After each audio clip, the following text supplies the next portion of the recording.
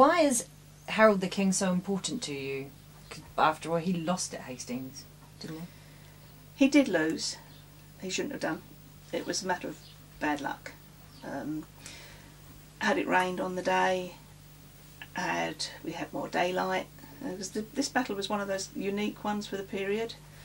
It lasted all day. We know it started at around just after 9 AM and it finished because it got dark. Harold was a very capable commander, but also bearing in mind he'd fought another battle a few weeks beforehand up in Yorkshire. He'd marched all the way up north, marched all the way back down again. Mm-hmm. You know, that's some feat. Okay, he lost. Yeah. It's he shouldn't have done. He shouldn't have lost. He really should not have lost. Perhaps I'm biased.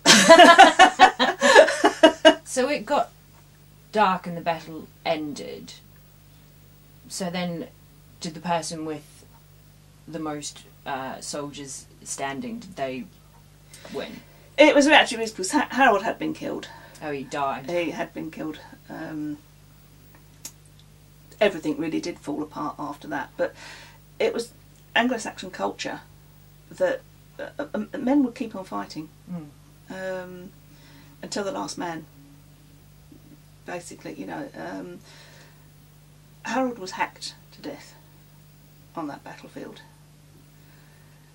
and thousands of men were killed with him. And it was just really, it was a case of William was the one left standing. Unfortunately. You don't really like William, I really do do not like William, no. I really don't. I loathe the man. Interestingly, actually, while I was writing Harold, originally my idea was that I was going to write the novel so that the reader would make up their own mind of who deserved to win at the end. Yeah. I got to the second scene with William and I was already beginning to not like him. Yeah. By the time I got to the third scene, I scrapped the whole idea because I can't do this. I just do not like this man. So it's a bit biased towards Harold. But the more I wrote, the more I just loathed him. And as the years have gone, I really just absolutely detest the man. Was he evil? Did he do?